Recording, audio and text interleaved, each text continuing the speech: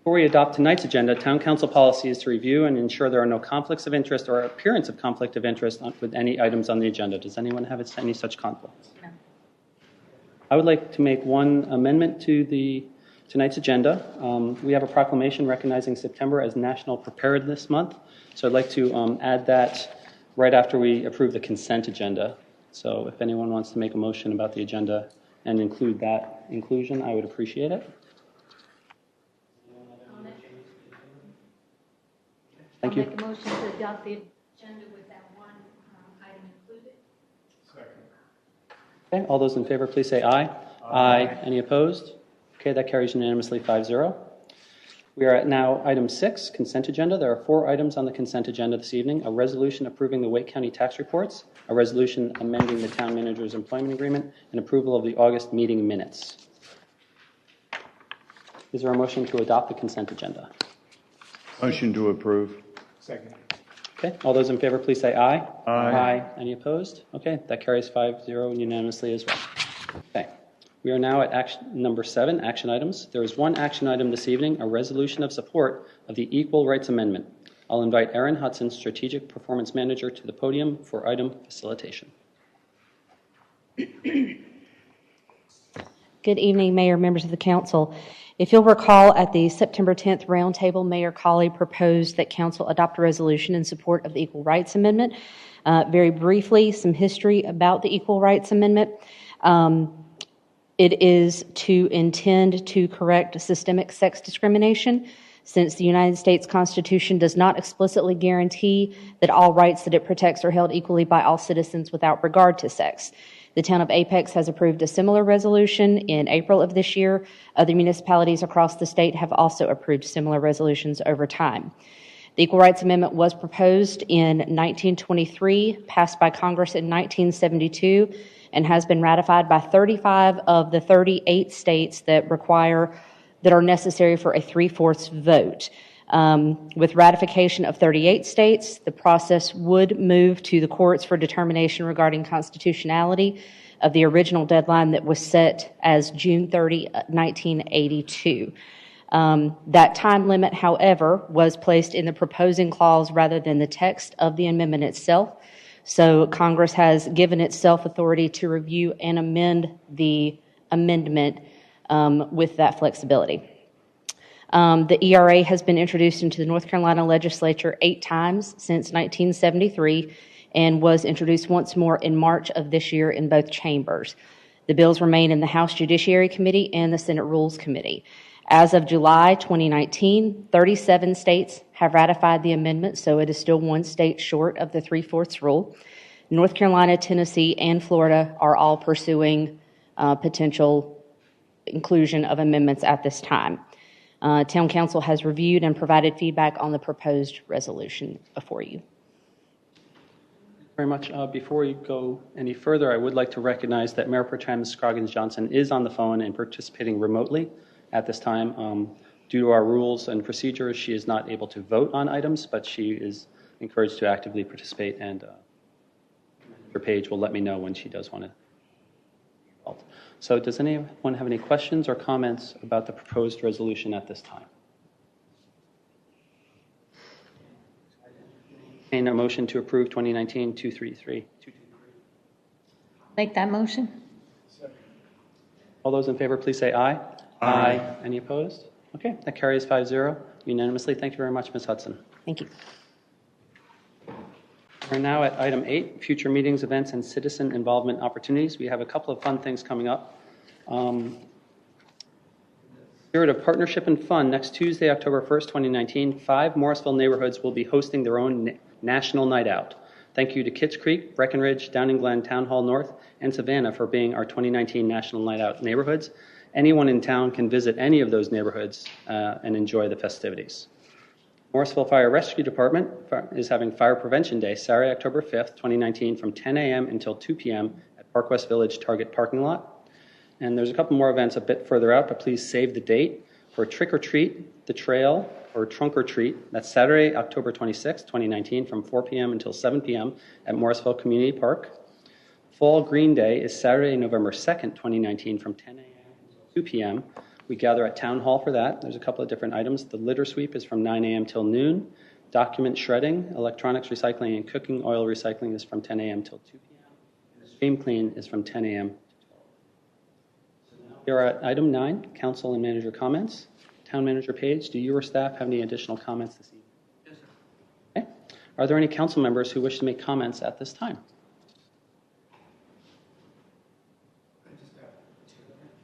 Councilmember Rao and No, you then go Councilmember Schlink. Oh, Councilmember Rao, go right ahead. All right, thank you. I just want to thank, we had a great State of Morrisville event. I want to thank the Chamber for a wonderful event, all those who attended. And a couple of things. I had the honor of kicking off the Carry the Water 5K race to raise money for rural India on the villages for the lack of water.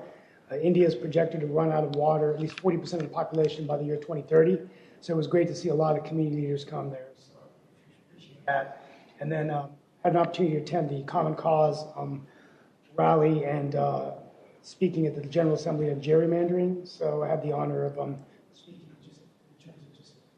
congratulating them for fighting for gerrymandering reform in North Carolina.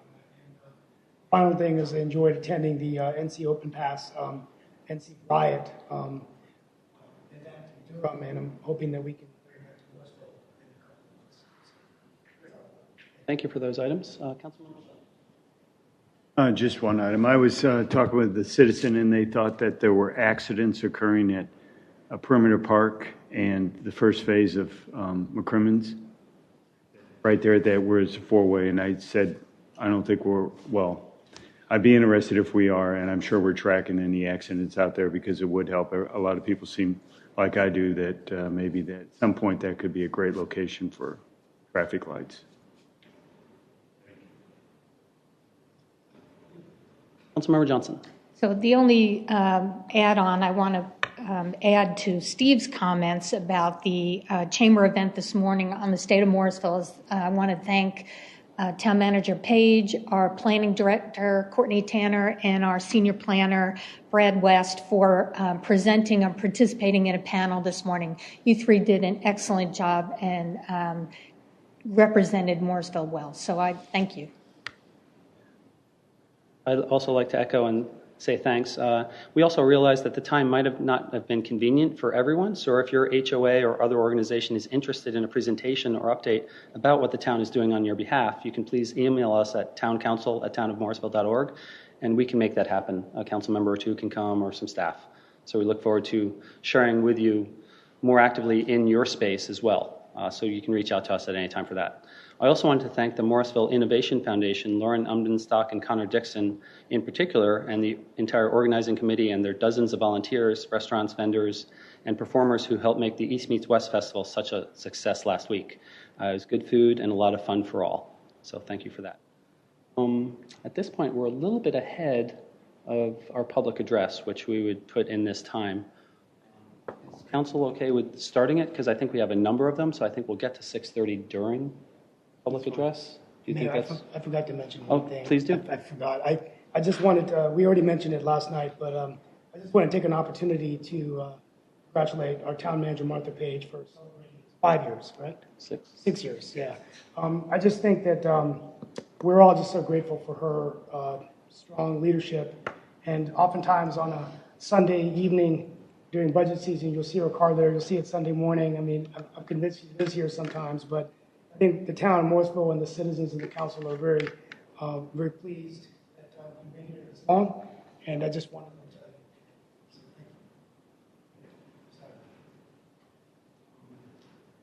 So, Town Member Page, would you be okay for us to start with the council? I agree. I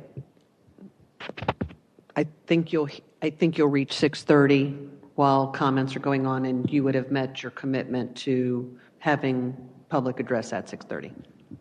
Council okay with that? Yeah. Okay, wonderful.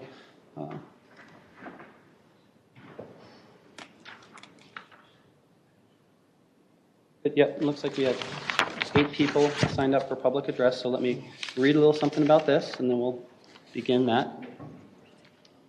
We are now at the time for public address. Members of the public may sign up to speak on any issue of their choosing and will be provided 3 minutes each to share. To be fair and respectful of everyone's time, I will thank speakers when 3 minutes have elapsed and ask them to conclude their thought. Speakers can then provide any additional thoughts in writing or via email to the town clerk or the council at their convenience. As a reminder, speakers will not discuss matters that are subject of public hearings scheduled on the current agenda, which is not the case tonight. And thank you for your cooperation. I'll call speakers by the order they are signed up on the sheet. And if there's anyone who did not sign up but would like an opportunity to speak, address that at the end. Also, I believe that there's one person speaking on behalf of a group, and they would be allowed 6 minutes, and they'll note that at that time.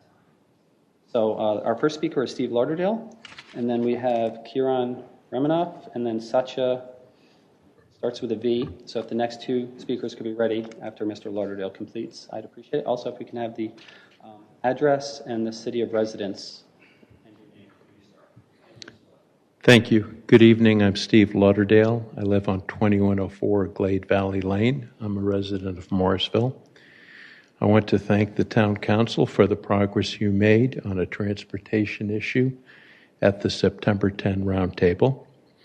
It is clear that Morrisville is competing with other areas of Wake County and nearby counties for limited transportation funds.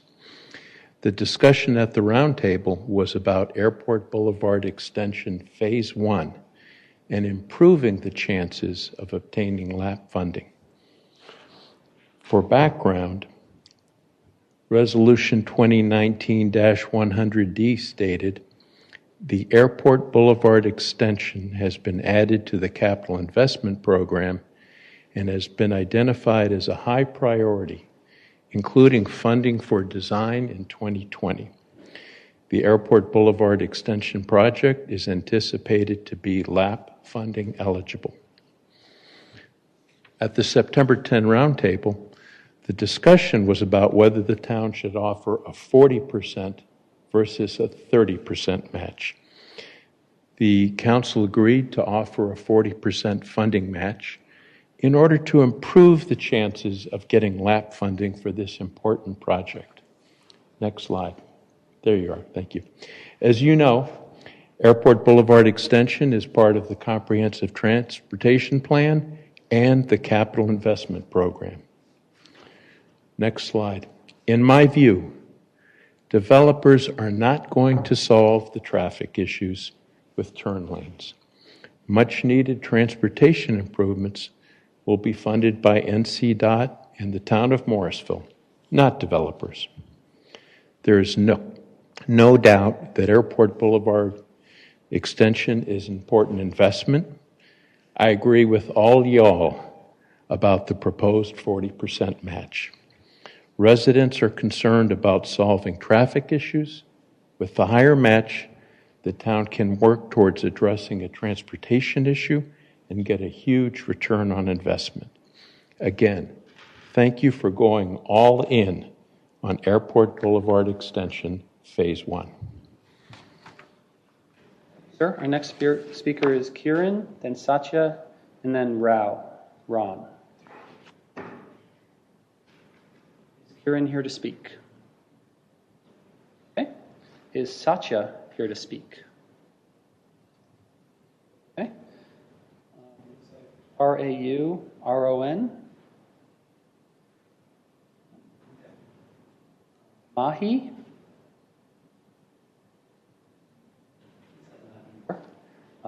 Harish.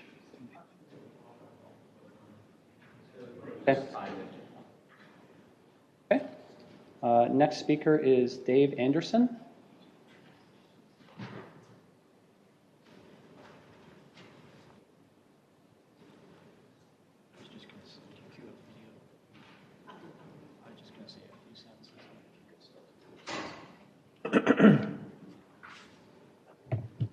Hello. Mr. Anderson, did you want 6 minutes because you're half of a group? 5, probably be fine. 4 or 5. Yeah, keep it brief. Hello, my name is Dave Anderson. I'm here representing Triangle Off-Road Cyclists. I live at 1209 Enora Drive in Apex, and I'm here representing the thousands of cyclists who attended our over 300 events last year. Our events help get thousands of people in the Triangle of all skill levels out to be active in nature and in the woods. I think I'm here to talk to you briefly about the RDU quarry issue. I think it's very important for the town of Morrisville for two reasons. One, both because of proximity. The proposed project is literally across Lake Crabtree from the town border. But also because it aligns perfectly what we're trying to do of preserve this land as an alternative to the quarry, aligns perfectly with the town's Live Well mission and the investments that you've made in greenways. And with that, I think it's perhaps best explained with some photos and videos that we put together.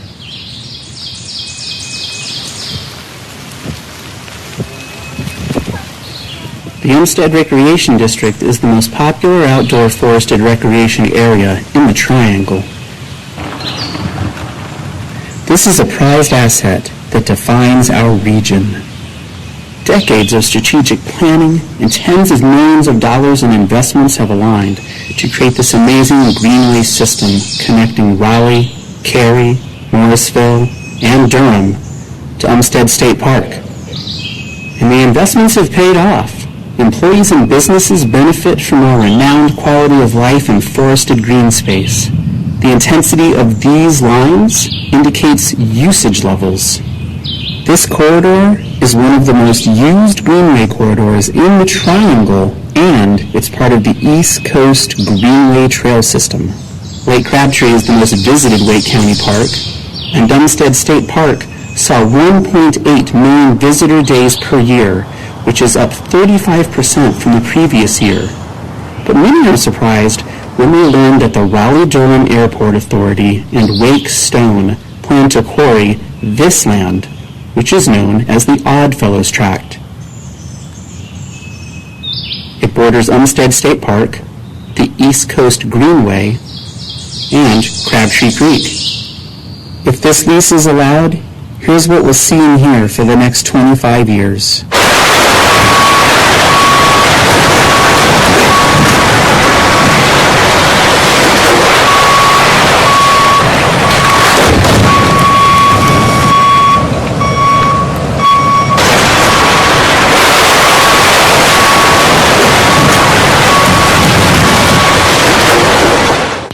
How do we keep this from happening? First, there's a lawsuit. Local groups, Torque and Olmsted Coalition, have filed a lawsuit. Here's what it's based on. The Oddfellows Tract is public land that's jointly owned by these four. And these four are also the ones that appoint and manage the membership of the RDU Airport Authority. Yet, this lease was signed without the approval and consent of these four. And according to NC General statutes, that is not legal. There are numerous environmental concerns, including recent photos like this one, indicating that Wake Stone has been allowing runoff from their operations directly into the waters of Olmsted State Park and Crabtree Creek. Also, this is the home of the Dunn family, and this new quarry would be located within feet of their home. This proposed quarry is bad for all of us. There's a better alternative. The Conservation Fund and North Carolina State Parks want to buy the Oddfellows Tract, preserving it for all of us to enjoy as an addition to Olmsted Park. In fact, over 18,000 petition signers and a growing list of local businesses support preserving this land. Do we quarry this land, destroying it forever and damaging the tranquility of the nearby parks? Or do we preserve it as part of Olmsted State Park and support the recreational demands of Triangle residents?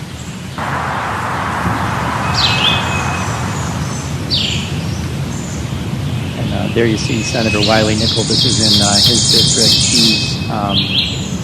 He's recently announced that he has worked within the state legislature to help fill any gaps that the airport might experience with the alternative plan from a funding perspective. So I think you have this has the support of not only dozens of local businesses and other organizations, running clubs, outing clubs, but also government officials at multiple levels. So I appreciate your time, and with that, I'm happy to stick around and answer any questions. But Dr. Spooner has an ask of you. Thank you, Mr. Anderson. And as he noted, the next speaker on the list is Gene Spooner. Good evening. Hopefully you enjoyed the Umstead State Park calendar. Those are pictures by adult and youth volunteers for our contest. And it started this month. I'm Dr. Jean Spooner. I'm chair of the Umstead Coalition. I live at 2401 Trinity Farms Road, Raleigh. Tonight I'm representing not only the Umstead Coalition, but the Sierra Club, TORC, and gazillion amounts of local businesses and organizations opposed to the proposed quarry. We are asking the town of Morrisville to state your opposition to the proposed RDU quarry. Join the groundswell of citizens who are urging their elected officials to help protect the critical Oddfellows track. If it goes forward, this would be the first rock quarry on public lands, that's a private rock quarry on public lands in the history of North Carolina.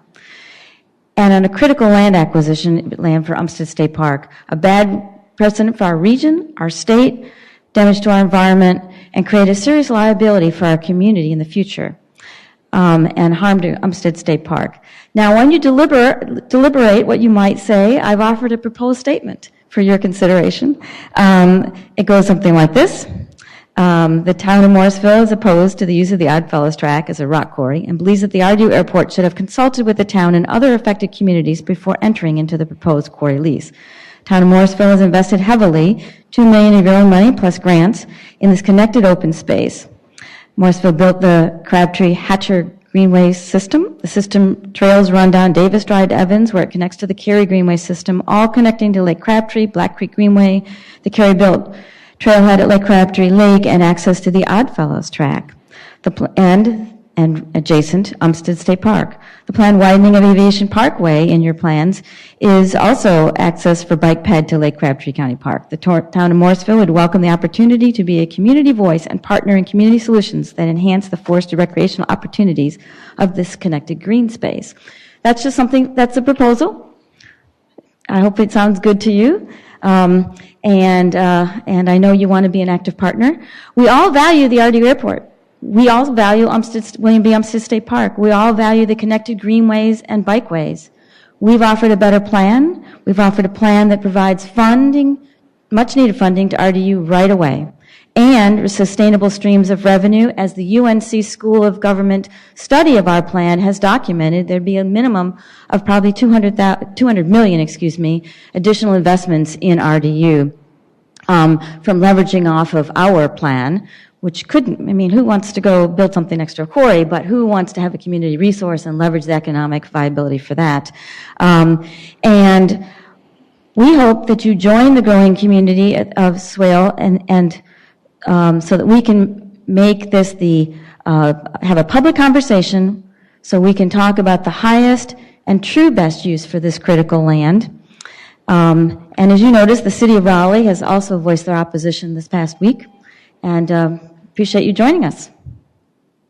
Thank you very much, Dr. Spooner. Appreciate your input.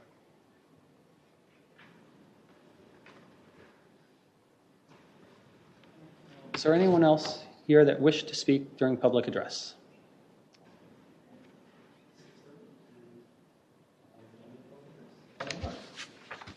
And if we want to revisit that as a group, we can maybe do that. React to anything that we did. So typically, it is our policy not to react during public comments, but I think this is something that could be addressed during a roundtable item. Right. I agree. I started to socialize that a little bit. We didn't get to it at the last roundtable. It's my understanding that there is a timing issue. So if the group that just spoke to us would like to send an email to that effect, that might be something that we can discuss in advance of the next meeting. I was open to a roundtable, but my concern was the time, right? Because our next roundtable is until October 21st. Right. So if we could figure out a way to perhaps address this sooner than the roundtable is scheduled. We want to get everyone's opinions. The way I'm looking at it, initially when I saw this issue, folks were very sensitive to RDU, airport's need for revenue.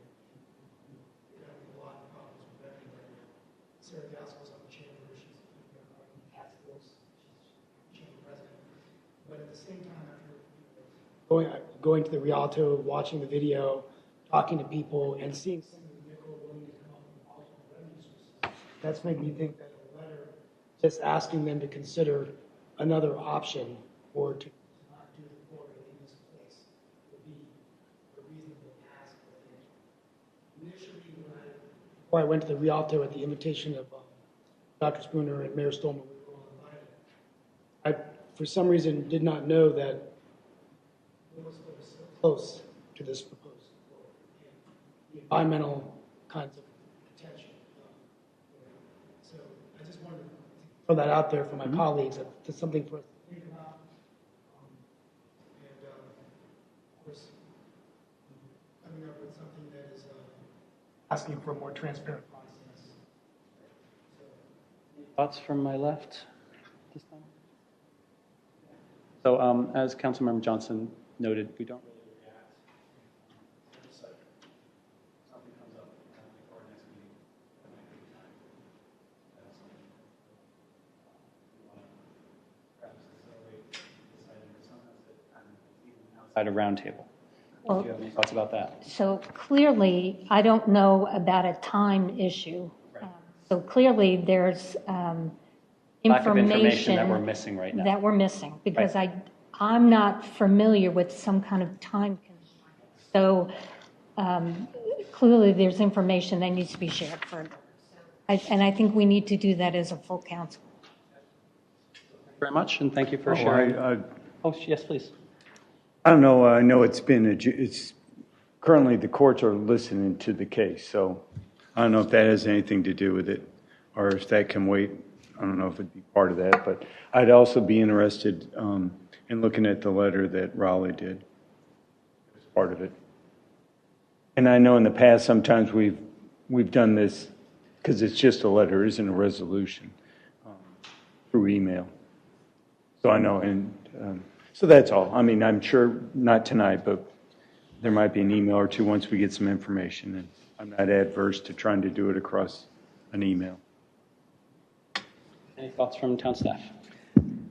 As Councilmember Rao mentioned, I am also aware that Sarah Gaskell is on that task force, and I can gather some information from her as well to share with council. Thank you all very much. At this point, we have 2 work sessions this evening, so we're going to go ahead and take a 10-minute break and reconvene at 6:45 down there for our work sessions. Okay? Please be back at 6:45. This evening, a land use plan update and a CIP policy and prioritization discussion. I'll call on Brad West, Senior Planner, to facilitate our first discussion. Mr. West. Good evening. So this is another land use plan update town council work session. This work session should be fairly short. We are not covering a ton of content, unlike our last work session. However, it is still very important for us to cover. Tonight we're going to be talking about the overall land use plan vision statement and associated goals. And just to give you an overview of where we are in the overall land use plan update project, you may remember our last work sessions dealt with the sub-area planning. The last was the town center sub-area. We're now moving into phase 6, which is community-wide plans and policies. So you'll see that we started sort of big picture, got back down to sort of a smaller, more focused version of what we were looking at. Now we want you to pull back out and look at more community-wide stuff here in this phase. You may remember from this document the trends and influences summary that you saw some time ago. You know, we did an extensive outreach process with the community, and we came back with 4 major central themes from that outreach. We had concerns with land use and development, environmental features and open space, community facilities and infrastructure, and image and identity.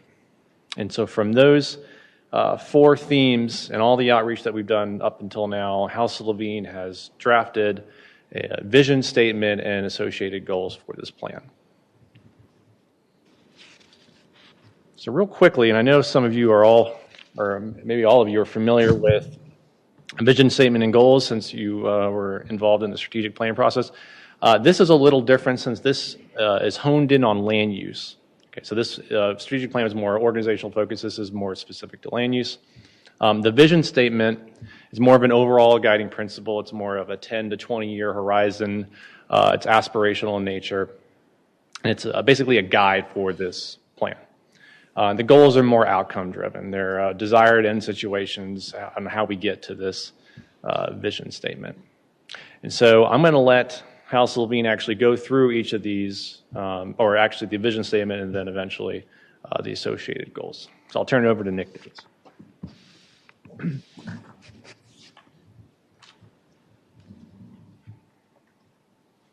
just going to go back to this real quick too. So when we did the trends and issues document that we had prepared a few months back, these were sort of the guiding themes that we saw coming out of all the feedback that we received up to this point, what we were hearing during the outreach, what we'd heard from staff, what we'd heard from this group and other groups, some of the stakeholders. And because planning makes things a little bit more complicated, we took these 4 and we created 8 goals. So that's really where these goals are coming from. It's trying to address these 4 key themes. And even some goals later on when we start preparing some of the objectives and the recommendations, maybe one goal is addressing land use and development, but it's also going to tie into and have objectives that are interrelated with maybe image and identity or community facilities. So that's why what we want to do tonight, and this is a really important discussion, in that we just want to make sure that the 8 goals that we've outlined for the land use plan are specific to the recommendations that we feel are important or necessary within the land use plan. That's what it's for. It's not about, what are the goals of Morrisville as a whole. It's what are the goals of the land use plan. And I think that's something to keep in mind as we go through the vision statement as well as when we go through the goals. I'm not going to read this to you as a group. What I'm going to break this down. And I think you all have this in front of you, and maybe you've had a chance to start providing some of your comments already. But the vision statement, what we're trying to do here is when you look back to the previous vision statement that you had in the 2009 plan, that one read to, and I think we sort of agree, it's more like a mission. It's a single sentence. It's pretty broad.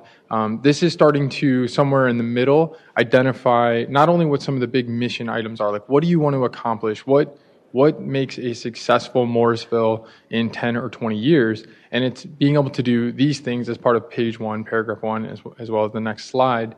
And what you'll see is it's the responsibility of the goals, then the objectives and the plan's recommendation to achieve this vision statement.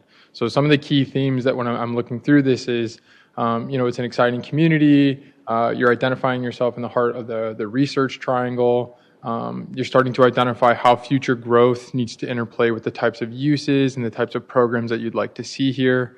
And again, I think it's just what we're hoping to get today is there something that sticks out to you? Is there something that you feel like maybe wasn't captured in the vision? It's not so much do we have every letter that needs to make this vision statement crafted today. There's going to be opportunities for wordsmithing between now and ultimately when we adopt this plan. But we just want to make sure that we're capturing everything that you feel is important and you feel serves as sort of the vision or the guide moving forward. I'm hoping everybody had a chance to read that. And then paragraph 2, so as you continue to grow, again, the unique character, the high quality of life, that's something that you want to make sure that you're maintaining in the future. Talking about some of the maintenance and the expansion of public services. We talk about some of the environmental assets such as Lake Crabtree, the local tree canopy, and these are things that later on the goals are going to start to identify, or specifically the objectives are going to start to identify ways that you can preserve this in the future. Talking about targeting specific areas for development and investment. Many of the sub-areas, the 3 sub-areas that we prepared, many of the sites identified there will kind of fit that target specific areas, where development needs to occur, how investment should be targeted there, and ultimately the types of uses or the types of businesses that are appropriate. We spent the last couple meetings, I think, or at least the last meeting with you going through our vision for the town center. Visually what that could look like. Now it's making sure that the town center, or now it's making sure that your vision statement and the goals get you to that visualization. So again, it's sort of that interplay of that hyper detail, like Brad was talking about, that we've been talking about up to this point. We got to kind of back out and make sure that the policies and the recommendations that we provide get you across that finish line, get you to that end goal. And then the key point that acts as the core of the community, which is the town center, establishing a prominent and recognizable image and community brand. And then the town will not only expand its reputation as a regional competitor, but further position itself as a key element of what defines the surrounding region. So again, just continuing to be that progressive leader, continuing to do the things that you've done well, and also starting to pick up on some of the other aspects of what you've been trying to accomplish over the last couple of years. So with that, I guess unless there's any questions, any comments, we can move into the goals. We can always come back to this too. But I just want to make sure that that's sort of capturing or incites in you a feeling of, yeah, that is our vision. That is what we should be trying to achieve. So I guess I'm going to open it up to questions, comments. Anyone have any thoughts, knowing that we can come back to this after goals? Yeah. I'd like to recognize Mayor Pro Tem Scroggins Johnson to share her thoughts. Thank you, Mayor. I actually have jumped ahead to the goal, so if I could hold my comments until that time, because I really like the presentation. It's just I have some specific ones about the goal. Okay. Yeah, and again, I'll just reiterate, the intent here isn't to wordsmith the vision or wordsmith the goals. It's at a broad level. Are we addressing what you think needs to be addressed? And the reason why, and this is sort of a tricky like discussion that we're having here, in that we have not written the plan's recommendations in its entirety yet. I mean, that's our next step. And these are meant to sort of serve along with those three or those four key guiding themes. These will serve as sort of our guide moving forward of this is what we're trying to do. And even when we start writing recommendations, and I was just talking about this with staff, there might be tweaks that we feel like minor tweaks have to be made to the goals, just based on, boy, now that we're here and we're writing these recommendations and we're really kind of in the weeds, maybe this goal needs to be just slightly tweaked a little bit. So it's not to set these in stone tonight either. It's to just make sure, again, we're all on the same page. Yes, these are roughly the eight goals that we think we need. You're going to get a couple different opportunities along the way to continue to provide that feedback. Just want to keep that in mind as we move through this. So, Councilmember Johnson, you have thoughts about the vision statements? Yeah, so I just have a couple of questions and then a comment. And I want to make sure I'm clear. So you're advocating, or you're presenting this, that we choose both of these paragraphs. This is not and/or, it's both of them. You are correct. Yep, it's two paragraphs. Just couldn't fit it all on one slide. This is already hard to read. We thought one more slide with all of it on there would be very difficult. So then my other kind of question is, comment and question. Typically, vision statements are short. So, and I do not disagree with anything that's up here. I think you've tried to capture just about everything you could in these two paragraphs, and I appreciate that. But are land use plan vision statements typically much longer like this than what we're typically used to when we do? So it varies. It does. I know that's a punt in terms of an answer. We've written vision statements that are 15 paragraphs. It really depends on what you're trying to accomplish. We've written them where they're retrospective. I'm not a big fan of that. You read it as if, you're in the future looking back, and it's like, oh yeah, remember when we did this and this? So there's a lot of different ways to do this. We tried to strike a balance. We thought the one sentence, and not that was wrong or not the approach that we wanted to take, just thought that there was a lot you're trying to accomplish. And this, you're right, we get a lot in here. These are very concise sentences. It's very direct on what you're trying to accomplish. I can picture how this would lay out in a document. It's one page. I think it'll be very easy to read. You'll get a good sense of what you're trying to accomplish. We are going to ask the reader moving forward to read a lot of content. I think being able to set the stage with two thorough paragraphs should be a good start for them to get a sense for what the expectations are moving through this document. All the things that we're going to address. Sometimes they're a little too, in my opinion, vision statements can be a little too vague. And they say, boy, wouldn't it be great if we were the best community on the planet? And it's like, well, that would be nice. How are you going to do that? So this is kind of that striking the balance of starting to kind of tease the different things that you've been doing or you will be doing to become the Morrisville that you want to continue to become, but also not getting into the weeds and it being a 2 or 3 page section. So a good middle. Okay, Yeah. and then just the last comment I have, and again, I had no problem. I don't want to sit here and go word by word. No, I don't want to do that. But I will tell you, the one thing that gave me a pause was actually on this slide here where we talk about the town's environmental assets such as Lake Crabtree. And Lake Crabtree is a phenomenal asset, but it's technically not in the town's inventory of assets. And that kind of makes it sound that way. So that's the only thing I would point out. And I don't know how to... Including nearby Lake Crabtree? That's maybe a just take fair. the word town out. I see what you're saying. Yeah. Just say, respective of the environmental assets such as, because it's not technically when I read under that- our that's what I authority, thought. control, or Yeah, in it our- sounds somewhat possessive, and you don't own it. That's fine. They say they're in Morrisville, and we claim them, but You're right. to be fair. No, that's a good. So to me, that's a good example of, are we taking a word or two out? Yes, but that's an appropriate level of, you're changing a tone in that sentence. So I think that's helpful. comment. Okay, thank you. Thank you. I had one comment about the first vision statement paragraph, and you mentioned tone, and I think that whenever you use however, it's more of a backwards, like almost a negative. So if we don't feel that adds a lot of value, I think the sentence stands alone without the however. So that would be something to maybe bring back to us with your thoughts. I agree. That's a good comment, and we'll clean that up. And for the second paragraph, not to wordsmith too much, but instead of saying the surrounding region, trying to get some traction on the greater Morrisville region as a term to sort of encompass the areas around us. Can you say that again? So instead of what defines the greater Morrisville region. greater. So that's a term that's maybe going to take some traction. Where are you? At the very bottom of this, the town will not only expand its reputation as a regional competitor, but further position itself as a key element of what defines the greater Morrisville region. Well, I'm not sure that's a term we've adopted as a town, so Not yet, so that's a I discussion. would leave that up to you all. Okay. I don't see anyone else on this side, so I think we can move to goals. Okay. Did you have something, Councilmember Rowe?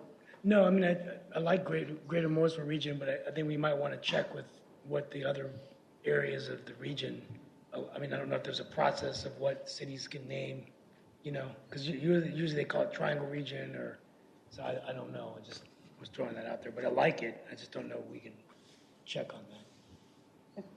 Fair enough. And if you want to go ahead and say your name and your role as well, because we missed that when you first came up. Oh, I'm sorry. I'm Nick Davis, principal at Hustle Levine. Okay. I've met you guys so many times, I sometimes forget. Welcome back. So, that's fair. Okay, can we move on to the first goal? Okay. All right, so the first goal, and what we did was for each one of these, just to kind of give you like a quick preview. So the first goal is addressing, in its essence, the community image. So establish a strong, clear, positive, and distinct community image, building upon Morrisville's unique character and history, desirable regional location, and proximity to the Raleigh-Durham International Airport. So again, just establishing itself, making it clear that this is a community that sets itself apart from the surrounding communities, just continuing to build off of that regional location that's desired by a lot of industry, commercial, and residents, and then just capitalizing on that proximity to the RDU. Okay. Recognize Councilmember Johnson, then Councilmember Garamella, and then I think we'll probably go to Mayor Pro Tem. See if she has any comments on this first. Okay, I really don't want to wordsmith everything, I promise, but tell me why you purposely put RDU in there and not something greater like transportation facilities in general. I mean, because we're so close to 40, 540, I mean, those all matter too and make a difference. So it's multiple transportation hubs or facilities. Sure. So I think when we say desirable regional location, that's something that later on when we're talking about the transportation infrastructure and the land use pattern around you, that'll be captured inside of that. RDU, though, is, I do think, a little bit more of a regional player in terms of what the draws are, what the impacts are, how you can capitalize on them. So it's not to say that it's more important than the interstates that are around you, but it is it's a single use that you're able to identify as a key catalytic factor with your proximity to it. You're so close to it It's just something that you want to make sure you're keeping that in the forethought of your mind when you're establishing your vision because of people coming out of the airport and what they see. You want to make sure that they're seeing Morrisville for what it is. But it's not to say, and later on when we talk about transportation, and there'll be a goal that talks about land use and transportation, it's not to say that the interconnection of all the different roadway systems that are here, what that functionality looks like and what that ties into isn't important. Just for in terms of image, this is one that sort of stuck out. You had a question, comment? Yeah, for me, yes, exactly what Liz was saying. Because we have documentations where we call ourselves the heart of the triangle, and also proximity is more associated with RTP, than RDU. So, which one would be more better? Because, but you can't, you have to pick, because with our jobs and economic development and everything is RTP better than RDU is something you guys can look into it.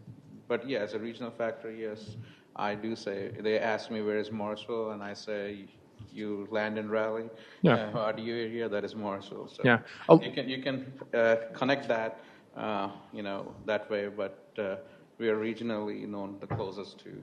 Yeah, we can look at that. And it's the same thing where a lot of communities are well positioned around interstates or well positioned around highways. You have that and you have RDU at your close proximity. So again, it's just something that it is unique to your position. It is unique to your community. So we can look at that though, RTP, look at the interstate, if there's a way to work that in there without it getting too wordy. All right, any other comments? Yeah, I would just echo that thought that RTP being mentioned as right on our doorstep might be a positive. Okay. Well, that's 3, so we'll definitely have to figure out how to get that worked in there. So, okay, thank you. All right, let's go to the next goal. I assume we'll hear from Mayor Pro Tem on the Okay. goal that she carries. Yeah, she made a point to say that. Goal number 2 talks about development and investment. So that's really the key theme that we're addressing here. So strategically manage and promote appropriate development and investment within the community in a manner that is fiscally responsible and reflects the needs of residents and local businesses. So that sounds a lot like kind of the density discussion that we're coming up on sometimes. It can. To kind of address that Yep. in a proactive manner.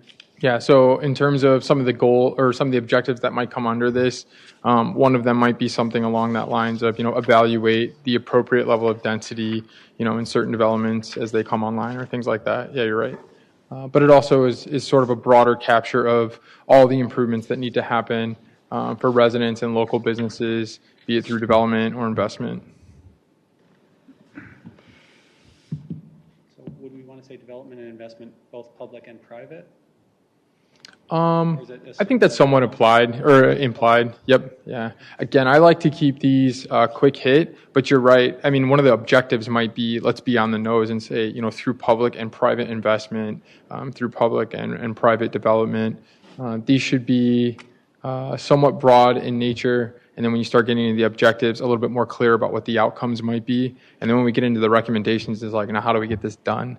That's sort of the tiers. Okay. Any other comments? Other comments? We can move on to the next one. Councilmember Johnson. Well, I'll just make an overall comment as we're reflecting on the next couple of goals. I personally like the word sustainable. Okay. So when I looked for that in these goals, and I thought maybe it would fit best in goal 2 than any of the others, but I just throw that out there for you to think about. So it fits here. Yep, with that term comes some of the caveats that are sustainability. So if we're starting to talk about sustainable development, if that is a mission that you certainly want to see in your future development, that's something that we can explore or incorporate. I think through our outreach, certainly sustainability, whether or not the term resiliency was used, a lot of what we are hearing is resiliency. I think what we're trying to do, and this might just be a personal thing where, try to be somewhat broad here, there are tools or mechanisms that you can put into place that would incorporate sustainability, so best management practices, that would incorporate resiliency, what some of those other, again, like BMPs or best management practices that are in place. So that's something we can, if there's a way to work that into one of the goals, we can. I think that's something worth at least discussing. Okay. I think that would be helpful. Okay.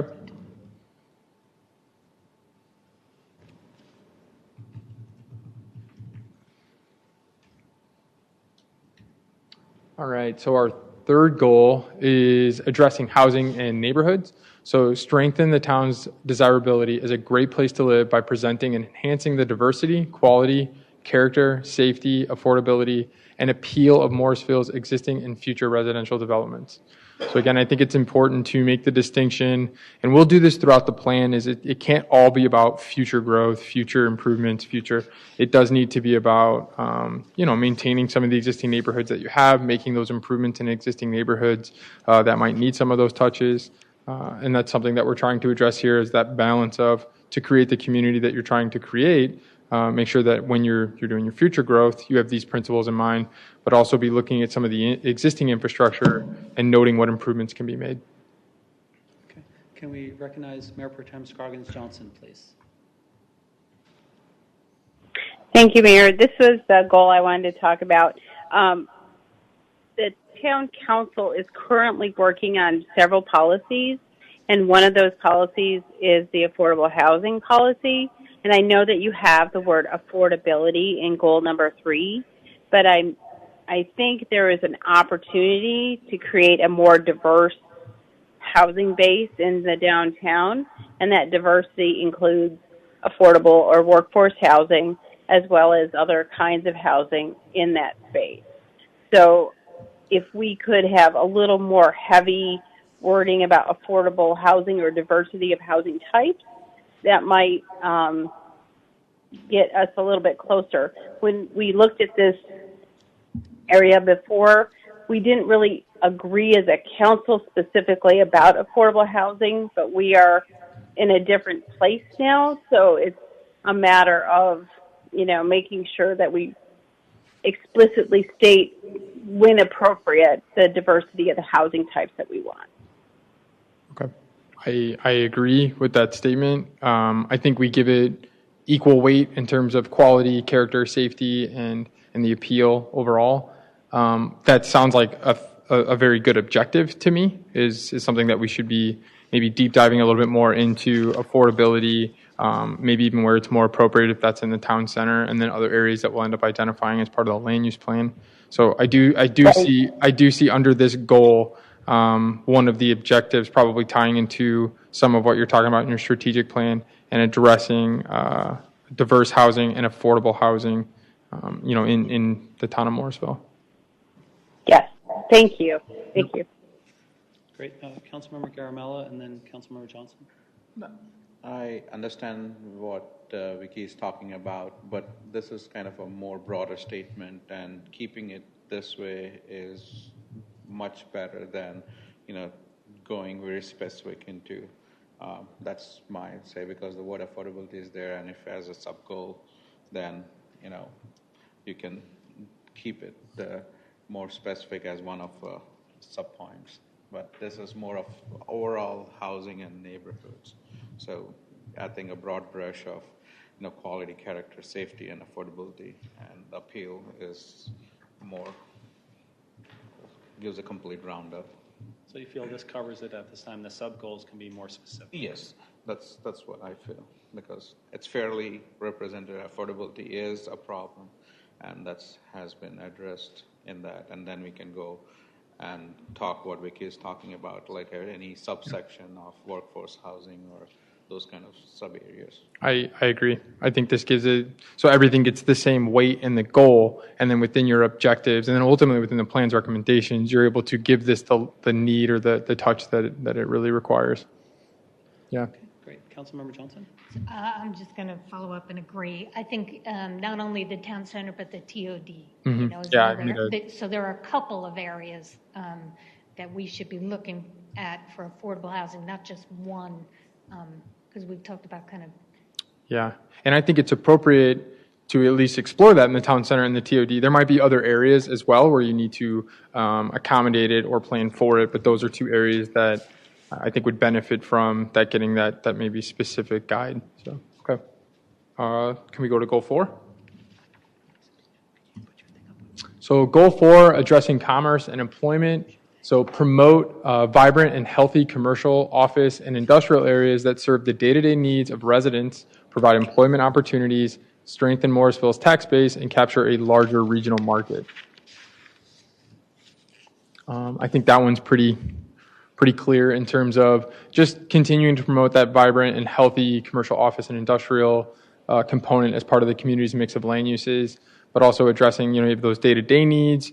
You have something that's employing people, keeping the jobs here in Morrisville, and then also just whatever you can do to continue to build the tax base, continue to improve, those types of revenue sources in the future. Any comments on that one? I was looking at, for focal point, what about just as a destination for the community? What are we trying to say about focal point? Are we on goal 4 still? Oh, sorry, wrong one. Are we in the wrong? Okay. I was like, I don't see that. Sorry. It's okay. No, I'm fine with this one. I was going ahead with So this one, I have. Yeah, please, Councilmember Brennan. Like more for small businesses, I don't see anything that covers into that area. It's, we have a big component of that. It's talking mostly like offices, industrial, and commercial. So like the small business, I don't know how you fit into it, but we want to make sure that those people are also, as part of the overall commerce and employment part. Okay. So, when I look at this, I don't really see any weight given to the size. So when we talk about commercial, office, and industrial areas, that could be, a small shop, that could be a very large employer. Really, the only thing that's given kind of a geographic size is that larger regional market. So you're right, and I wanted to say that earlier, but I didn't want to get off topic. One of the things that we encourage inside of our land use plans or inside of our recommendations are, again, it is important to continue to grow where appropriate, but you have to maintain your existing, not just your existing infrastructure, but your existing employment base, the businesses and the commercial institutions that are here. You don't want to do anything that's going to push them out. In fact, you want to foster them and continue to build them up. So certainly as part of one of the objectives, and if not an objective, one of a series of recommendations, and in the implementation plan, we'll talk about retaining your existing businesses, retaining your existing commercial, because that is important. I mean, they're here, they've always been here. You want to make sure you don't lose that moving forward. But that's a good point. So if that's the way this reads, we can kind of play with it. I want to make sure that we're not giving way to a large business over a smaller business. One of the things that we do note is innovation. So the possibility of vibrant, healthy, and innovative commercial office. Somewhere to put innovation, that sort of leads towards small business innovation, but we want larger businesses to be innovative too. So I'm not sure if that would fit, but that is I think we could over our overall town mission as well. I think we can find a way to get that in there. We'll come up with some innovative approach, so we'll get it in there. Okay, any other comments? Let's get the focal. Sorry. Okay. Was this the one? Yeah. Okay. Well, read it first for everybody. Oh, okay. Establish a vibrant town center within the historic core of Morrisville that transforms the area into an exciting, pedestrian-friendly, mixed-use gathering place and serves as a focal point for the community. And I'm wondering if your comment, do we want to say serves as one of the focal points, or? Yeah, I didn't know really what we meant by focal point. So probably like an area of, exactly, like a destination, but an area of concentration. People are going to be gravitating towards the town center in the future. That might be a little bit too much like planaries. That might not be enough of a clear definition. This is also our historic core of town. It's unique from maybe other activity centers or focal points. Okay. The emphasis, I guess, would be in this town center area. So I guess maybe find a way instead of focal point, which is a little plenaries like destination, or you already say gathering place, but that would be appropriate as well, because we're thinking of creating a vibrant gathering place for our residents, and that's how we've been thinking and talking about our town core. So maybe smithing that a little bit. Yep. And I got one, like especially the word mixed use. We understand what mixed use is, but many of the mixed use was almost equates to apartments. So I want to have something that basically really you get first shot what it is, like a mix of, I don't know how you want to put it there, but the word mixed use, if it can be explicitly told how it can be, like both component of housing and commercial there. Yeah, that's a good point. I actually don't know if that's appropriately used there. Mixed use gathering place. I get, now that I'm reading this objectively, I get what that's trying to say. But it actually might be muddling up the way we're going to use mixed use later in terms of a use. So yeah, I think the point there is to talk about you have a lot of options for gathering places and that type of thing. So I think we can. Maybe something more like a multi-purpose. Yeah, gathering yeah. place, something like that with lots of different reasons to go. Yep. Yeah, I wouldn't lose the word vibrant or gathering place. That's good. Those are two big words, and pedestrian friendly, actually. Those are key. You don't want to bike friendly. Or so you said lose. Do not lose. Do not lose. Do I was going to not say I lose like the vibrant. words So vibrant, like, pedestrian friendly, and yeah. gathering. No, you're right. I think the mixed use throws in a little bit too much jargon there, where you kind of lose there's like a sentiment or a feeling to that statement, and then you say mixed use, and that sounds a little clinical. So, okay. TJ? Yes, please, Mayor TJ? Mayor Pro Tem, please share your thoughts. This can all be solved with a simple comma. If you do pedestrian friendly, comma, mixed use, comma, gathering place. Oh yeah, good point. Commas. Because I want the mixed use in that town center because it's going to be a mixed use, inherently. So you can keep everybody happy with just maybe a comma, just a suggestion. Thank you, sir. Look forward to seeing what you guys craft out of that one. Thank you. That's it. Thank you. Yeah, we'll find a way to get mixed use in there. Okay. Is that something everybody sort of agrees on? Certainly is an objective. I mean, mixed use has a place inside of that objective for sure. Whether or not it's inside the goal, I'm not entirely sure. I think having this conversation now, I could go with that not being there and then it being in an objective. Use your judgment. You said that Okay. mixed use is used differently elsewhere in the plan, so whatever you feel, Okay. bring us something back and we'll see how it feels, the sentiment. All right. Goal number 6 addresses land use and transportation. So strengthen the relationship between land use and transportation to promote an efficient multimodal transportation system that enables continued development.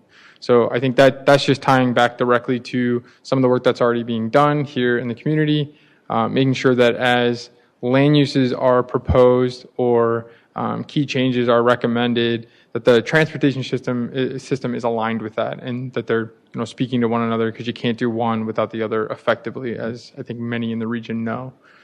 So that's just something that we want to make sure transportation and land use are talking to each other. And the plan's recommendations will do as much. Would we perhaps want to also say redevelopment in there as well? Because that's coming soon. When we have new corridors, there might be redevelopment opportunities as well. Yep.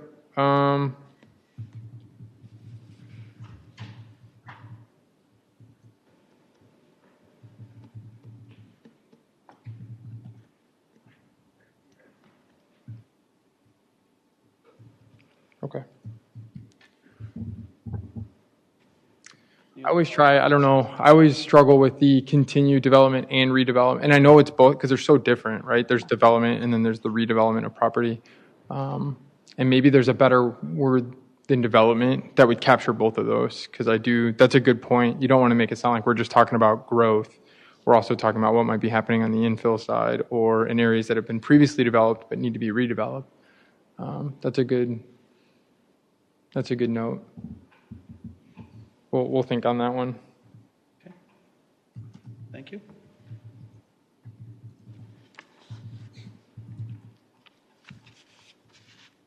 Any comments? Okay.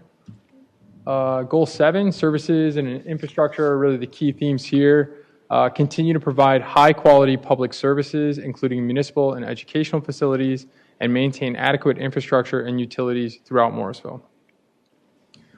Again, it's just building off of what you're already doing well and making sure that as new investment or growth occurs, that you're providing that same level of high-quality public services, educational services, municipal services, and tie that back to infrastructure and utilities as well. That one's probably the most cut and dry.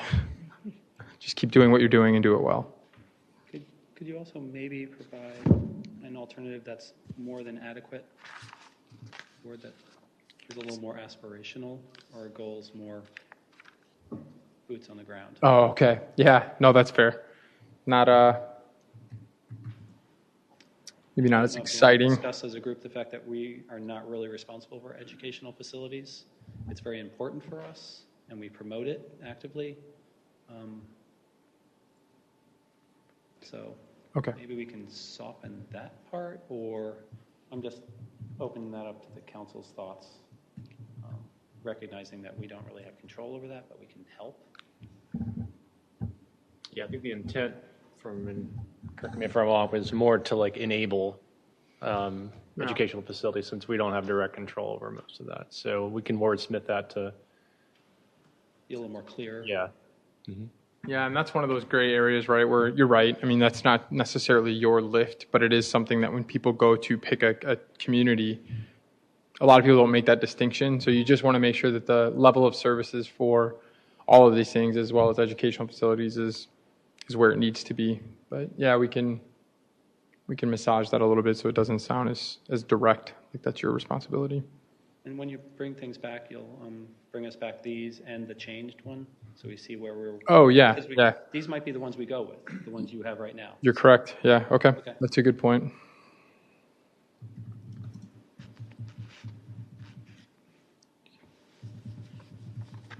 All right. Any other comments? Oh, this is the last one? Okay. 8 is last. Yeah, some. Want me to go to 8? Yeah. When you're saying services, right, like how can we put the safety component also into as part of our, that's, I think I saw the word safety in overall first division. So, because that's where the service and infrastructure is tied into. And we spend a good amount of our tax dollars towards the public safety area as part of the infrastructure. Yeah, I mean, I would say, so safety is captured inside of that public services. I mean, you're continuing to provide your public services or your safety components inside of that, as well as just and we'll come up with something better than adequate infrastructure. So those two, I think, capture safety. If that's an objective, I could see if there's a way we could work that into here. I'm trying to think that gets real focused. Yeah, no, I agree. But the thing when you say including municipal and education facilities, so that is kind of weakening. Oh, do you mean like fire and police? Do you mean like more emergency response? Oh, okay. Yeah, that would be appropriate here. So, okay. I gotcha. Because that's part of our goals in our strategic planning too. Like. Yeah, I misunderstood. I thought you meant more like just safety features. No. Safety. Oh, okay. All right, let's go to goal 8. Last one, but in order, environmental assets. Protect and promote Morrisville's unique and sensitive environmental assets and safeguard against contamination and negative impacts of development. So just making sure that you're maintaining these environmental assets that once they're gone are virtually impossible to bring back. So you want to make sure that you're you're thinking about that, you're mindful of that as growth and development occurs, as well as just making sure that there's no direct impacts to those assets from all of these changes that you sort of foresee in the future, or minimizing them where possible. So that's something that's going to be important to the sub-objectives to this goal. Any comments? This might be a place to and promote resiliency or something like that. Yeah. I don't know where the best spot is, but we'll find a part for sustainability or resiliency.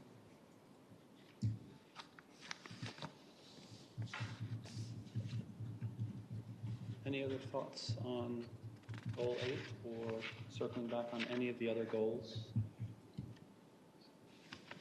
Okay. Seeing none, did we want to circle back on the vision statements now that we've gone through the goals and sort of take another look at those? Is the council interested in doing that? Go back. I think we're pretty good. Okay, so your thoughts? Where do you think you have what you need? Oh yeah, this was helpful. This was like the right amount of wordsmithing. So this was a tough one to time out. You're not really sure. I think this was very helpful. It'll even help as we go through the plan's recommendations. Again, they will shift or change just a little bit, the wording, but I think the intent of them will hold true. This is what we all sort of agree are the key aspects of what the plan needs to address. Same thing, there might be components.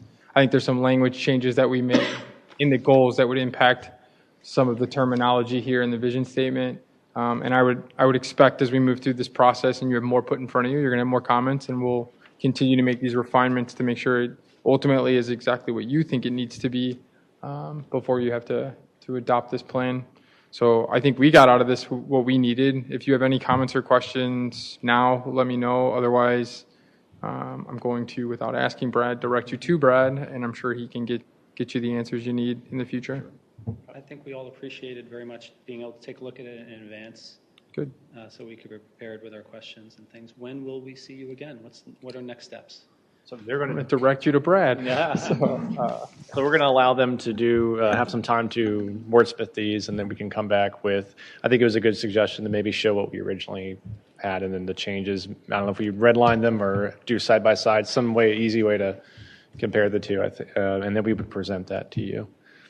Don't have a specific date on that actual meeting, but I This imagine calendar year probably on the near early horizon. Next. Probably when we do the math.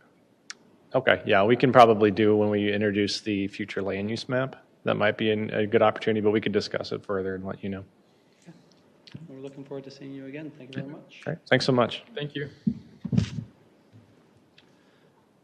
For our second work session, 10B, I'll call on Jeannie Hooks, Assistant to the Town Manager, and Martha Page, Town Manager, to facilitate our final discussion. I need to get some of my notes from over there, if anyone else has to get their stuff.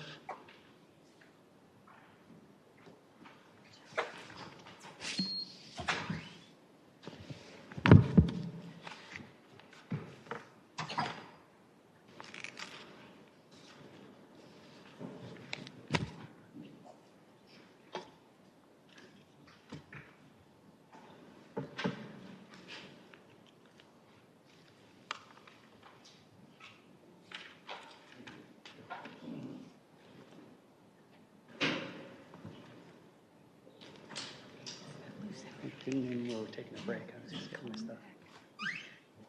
Hey, Steve. How's it going?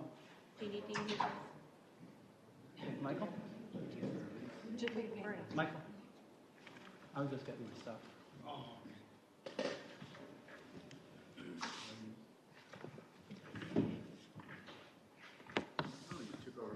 Oh, sorry. I don't want that.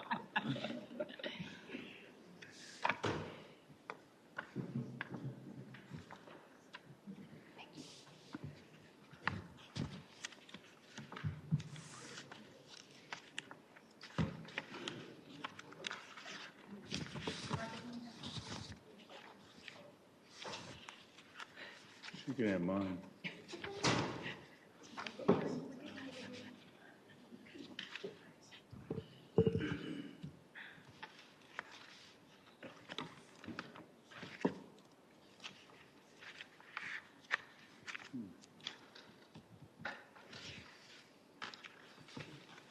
use that one. They can share that one. I don't think you have a link.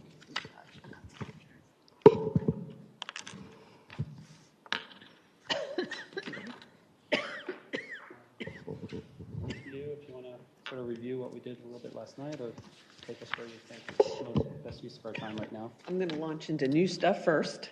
Okay. So what I've just passed out to you is substantially all the compiled narrative feedback each of you provided related to the 5 policy areas that we are working to identify related to placeholders we put in the CIP budget. So we demonstrated in our CIP that these were important topics for us and that we needed to define the policies. So you've individually provided collective input, and all I've really done is just put all of your individual comments in the section of the document that you each filled out. I have a little bit to put in through, so before I email it to you tomorrow, I'll just add that last input.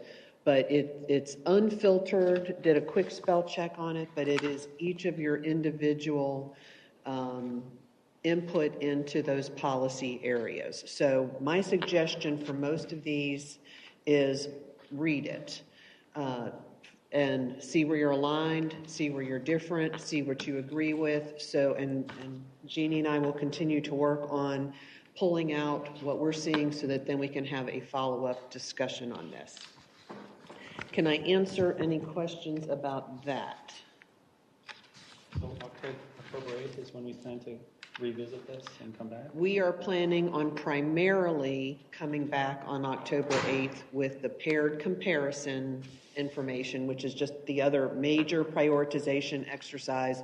And then I think my recommendation would be, let's talk about how we do want to proceed on the policy development, or those paired comparisons are important to which one of these you may want to choose to do first, which ones you valued the most, which ones may be more time sensitive.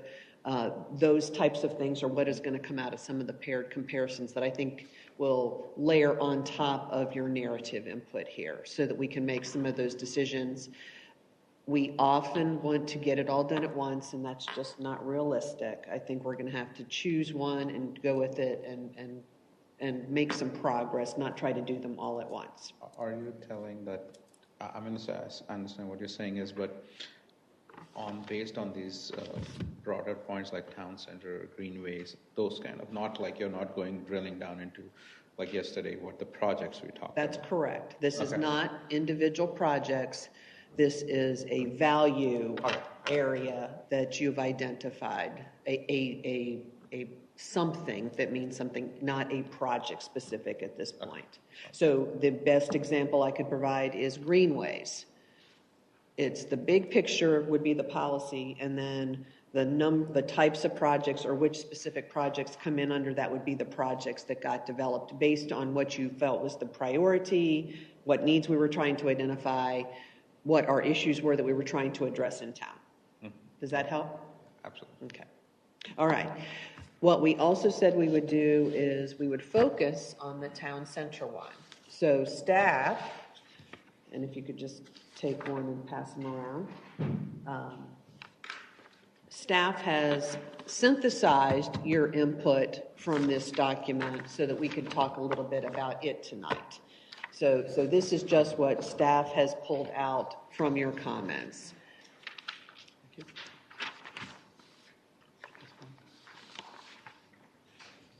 And with your permission, I'll just go over it. So the best part on this is the first sentence, which is council has the desire to move forward on town center.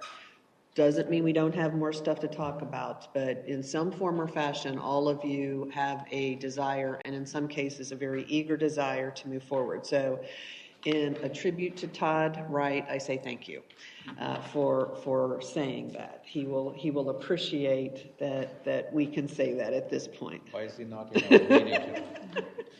He's watching. I doubt it. He makes you. Right. Okay, so you had 6 questions, and in the summary of the question, we sort of told you what we were trying to get at. So that's what the headlines are. The highlighted are your goals and objectives. So these are the things you said. You want that destination for both residents and visitors. You're looking for the gathering place, as well as a place to hold Town of Morrisville events. The live, shop, play, we've heard that before. The types of things we want there, restaurants, the green areas, the walkable areas, the public and the private amenities. That's just that high level.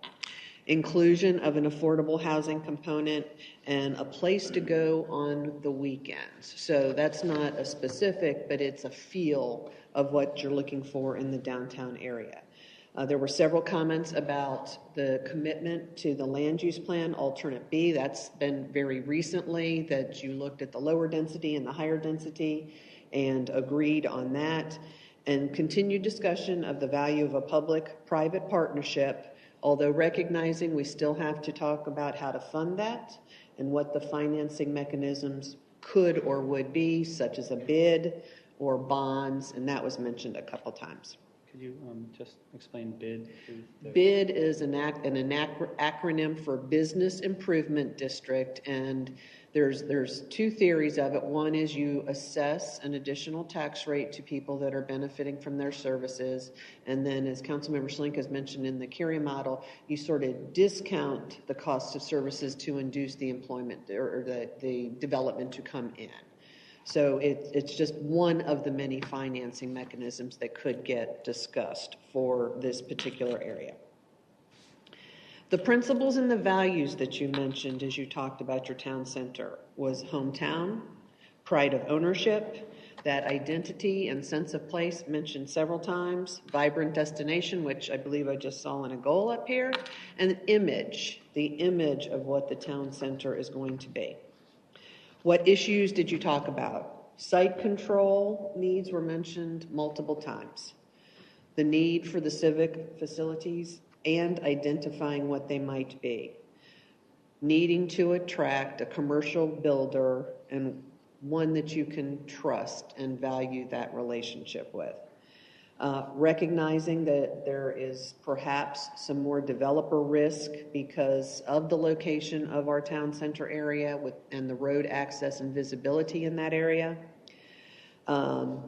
Mention of lack of commitment at this point for council to move forward, to take that jump. Still some discussion over the high density residential, although that may have been resolved in the discussion of the alternate B in the land use plan, and that investment in parking and what it's going to be. As we define and assess the options, collaboration in the design was mentioned, looking at and sharing with council examples of successful development in Cary and Sewanee were both mentioned specifically by name. Again, investing in municipal buildings perhaps to help anchor the area. Reviewing the phase 2 of the plan and the timing and purpose of that part of the development. Again, securing land, parking and transit, affordable housing, and the need to be comfortable with the development partner. So what action steps did you identify? Most of you saw this as a short term, and what I'm interpreting that is the need to start with making that decision. It's a long-term project, but the need to make the decision is a short-term action area.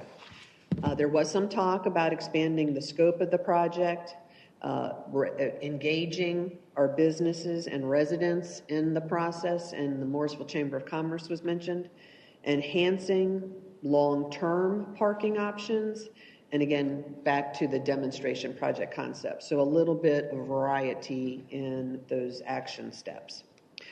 The information that some of you indicated that you needed to continue the conversation was discussion and agreement at this body about what the current proposal is going to be. Understanding the road network and access in the area, how to address the parking lot issues, whether this is bond or general fund investment, what the summary of costs would be and have been, and then just a synopsis of the scenarios that have been presented to you. Other input and comments that were made were a mention of integration of the Sawmill Greenway and a nature park concept. That harkens back to one of the first scenarios the DFI presented to us. A phased parking approach. Again, affordable housing options that may be defined by some of the site control decisions that we would make, and that there are competing priorities for our capital dollars, but not always mutually exclusive decisions to make.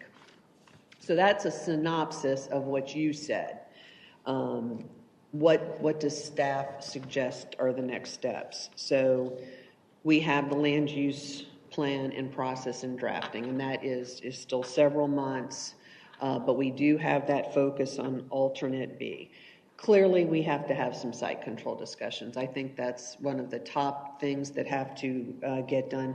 You're doing some of that in your separate policy in land acquisition. So we're not sort of starting from scratch. You've given us some input on that. We just haven't looked at it yet. That does not cover just town center. We've talked about land acquisition for a variety of purposes. We'll have to really make that final decision on whether we're sticking with a demonstration project or if you want to look at different phasing scenarios for the project. We have a CIP work session that we just talked about a few minutes ago, that some of those old projects are old projects, and we'll really want to define if, as you rank them and prioritize them, it was because you were making assumptions that they were in a town center concept, or they just need to be scrapped and start over. But that may come as some of those prioritization and ranking that we looked at.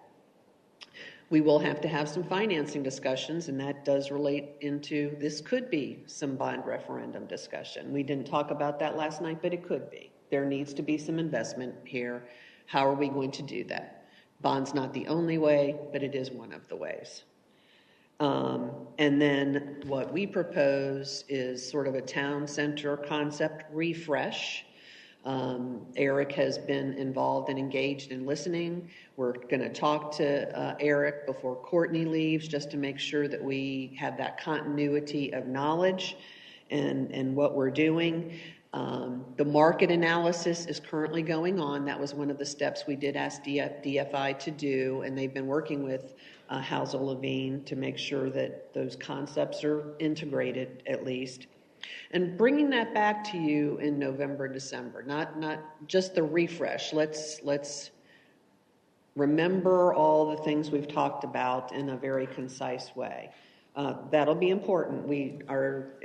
A mistake was not bringing new council members on board, perhaps with all the work that council had done in the past. So learning from that it might be time for a good refresh before we ask for that big decision, and then moving on to RFQ.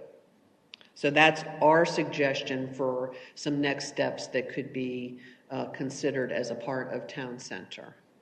Did I hear you right? Market analysis by then will be ready in November, December? I do believe they will have it ready by November, December. Courtney and I are meeting with Eric later this week, and so we'll be getting some updates on some of that. And he has, again, continued to stay engaged in your conversations about the land use plan.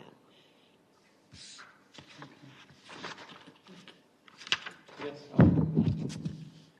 How, from a staff's perspective, is demonstration still a good way to go? I know we changed midstream last time, and we almost abandoned demonstration and combined that with phase one.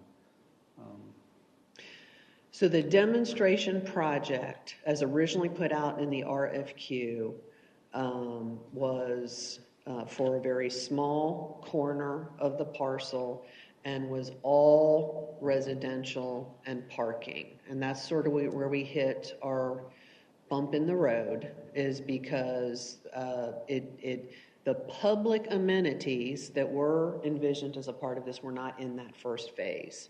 And that's where we really started having that discussion of the first phase, the second phase, and how a private partner is going to fund their portion of that cost.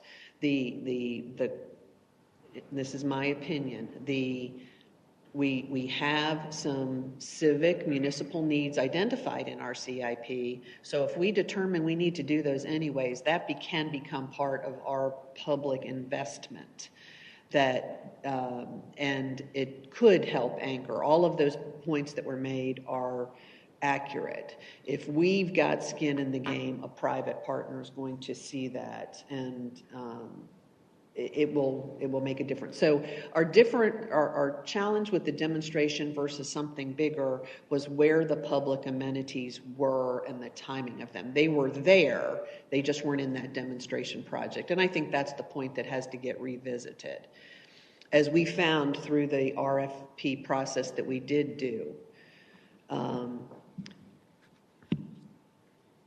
a developer likely is looking at the end game, not the demonstration project. So again, it's the timing and the negotiation conversations we have to have with the developer.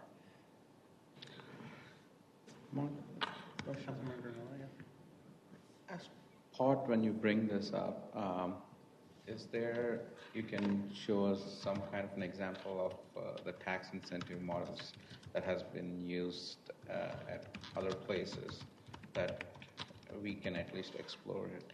Now, are you talking about where the municipality gives,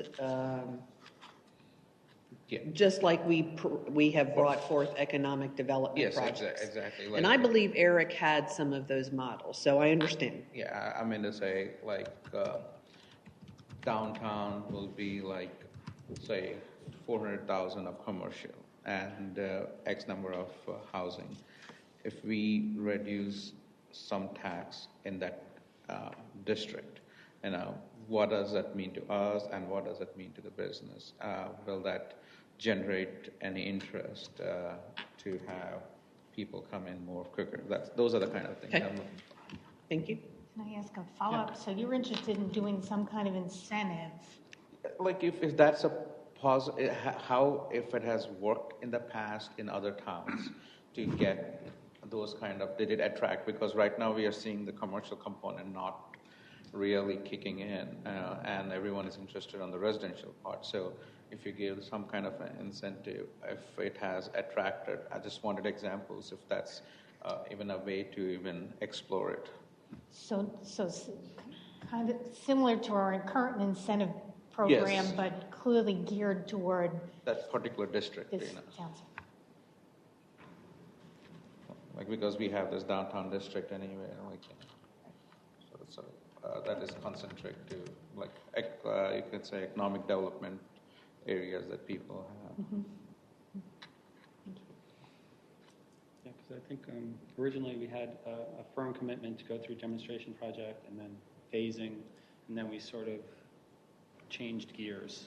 So I think this council may have the commitment to go ahead and see that we're not getting everything we want, but in the long game, we will eventually.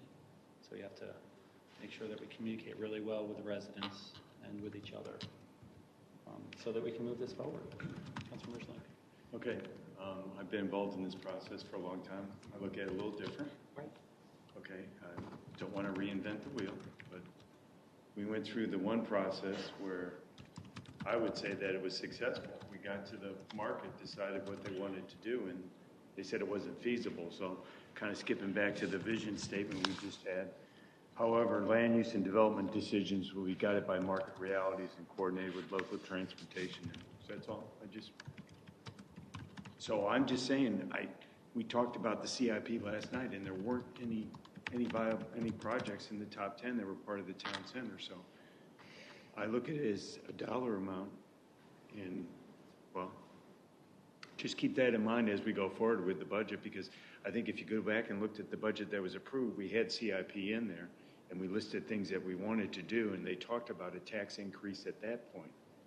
So I'm trying to understand how I can take what you're saying and make it part of my decision process. Are you saying that if we want to attract a developer, we're going to need to identify and do some civic investment in that space in addition to the roadway network we've already done? Or I'm trying to understand what your point is. Maybe Satish can I think if I understand. He is trying to point out, yesterday we went through this work session of all these rankings and those things. In the top 10, there weren't any downtown projects. It was more focused towards the parks, the public safety, transportation, and the land acquisition as an overall thing. But particularly downtown, I don't know, Liz, you have the list. Where does it stand? What I would say, what I'm trying to say is I think we need to go back to that list and start looking at projects that, if you want to attract development to downtown using our dollar, I think we had to start bringing in projects that we want to do to the downtown. That's where I think it starts. Okay. Because we have a limited dollar, so that's all. I brought up yesterday, I think the two highest are the park and the green space. Parking was like number 20. I mean, we've been talking about parking before you got on the council. Yeah, town center parking. We were talking about naming a parking deck after somebody because he talked about it so much. Yeah, I thought when I looked at that on the itemization, I thought of that as being a separate item, knowing in my mind that town center was going to need parking to be part of it, and that would be part of that discussion. That's why I didn't say town center parking was a high priority for me. I'm just saying that it won't ever make it to the top. That's all I'm trying to, that's where I don't want to reinvent the wheel. To me, we have a list. If you guys want to start investing in the downtown, I think we have to start moving stuff up and saying those are the ones we have to leverage. Okay, so I think that might be a discussion that as we move forward with town center discussions, parking will be part of that. And that might be elevated as part of that. But let's hear from Councilmember Johnson, then Councilmember Rao. So you're not just talking parking, you're talking about a municipal building. Yeah, Moving that's what that you up decide. right. Or there's other things you can do, leverage Right. it. Yeah. I I mean, think again, that's if we're going to make it vibrant, maybe, and we're trying to have, like we found out, you want people living downtown. And if you only have this big an area, maybe things you have to fit back in and push things out. Because you're right, the municipal building, that didn't reach to the top 15 projects. I mean, the town green did. The town green did make it to the Not to the top 10. No, not to the top 10, top 15. I'm just saying, but as we go through the budget cycle, I don't think we're going to make anything out of the top 10. That's all. Just And the paired comparisons will add to this discussion because you're all right. And it's sort of what we were trying to say. We need to really understand how you made some of those prioritization decisions after you all see ranges and where things are and have that conversation amongst yourselves. Right, and I'll just end it by saying, look, I think we have a lot of investment. In a year or two, it's going to all change because we'll have, a year from now, we'll have the library up. We'll have Morrisville Carpenter being road improvements. We'll have the Stoudemire property going in. I think that's going to start to change things. So it's good that we're having the discussions now so we're in place to take advantage of those. Yeah, the changed townhomes environment. that we put in are along Church Street. I mean, they're already starting to sell some of them, and I'm sure they're selling them fairly well. Yeah, they're not inexpensive. And about the municipal building, I think that's just starting to be socialized. I know it took us a while to elevate the public works facility, so I think that the municipal building and the needs will elevate over time. So I do understand what you're saying, though. At this time, it doesn't seem like as much of a priority. But I think over time, we'll come to realize the importance. Councilmember Rao, your thoughts? Well, I mean, I think that I think it goes back to, sort of what kind of a town center we want. I mean, I think that I agree that with Councilmember Schlink that having certain things on our CIP in the town center could trigger, investment or more interest in that area, whether it's a community center, whether it's some of the things we talked about. But I think that we are going to have to, the success of this town center is going to require a private partner. And I believe we will not entice a private developer to invest if we don't have a residential component and we don't invest in parking. I've looked at every other town center, Cary is doing much better, but even Holly Springs to that extent has made investments. So I think if we don't want that, if we want to have a town center that's more of a public, like just a place for a gathering and a municipal building, then that's a separate thing. So when I rated those things, I was looking at the town center as a separate discussion. That's why I put them in the CIP, like parking a little bit lower, because in terms of the needs of the town, I didn't see that being. But in terms of the needs of a town center, I think that that's, it's like we're going around in a circle. I think we have to have consensus of what we want, whether it's a demonstration project, the final vision, but any one of those town centers, in my opinion, is going to require a residential, parking, office, and commercial. And if we can't all agree on that, then I think that we're just, this is all great talk, but I just don't see it moving forward. Martha, when you started this whole conversation, I asked specifically, like, are we talking about these 6 components as a bigger picture, like town center, I think greenways and those kind of things? I think we also ranked those, right? So Correct. How did that? I have not seen So that. that's what's going to, and I think what I want to say is don't be frustrated or discouraged at this point. We're layering information on. You don't have it all. So Councilmember Garamella is correct. You have 2 things going on right now. You have a list of old projects, some of which became integrated with your comprehensive town center strategy. You've indicated that town center is now a category that some of those projects may end up in there, and that could change your prioritization, or again, based on assumptions you may have made when you were ranking. We didn't give you any guidelines, and again, we're refreshing. This is major refresh year, so remember that as well. Some of these concepts are very, very old, and things have happened since then.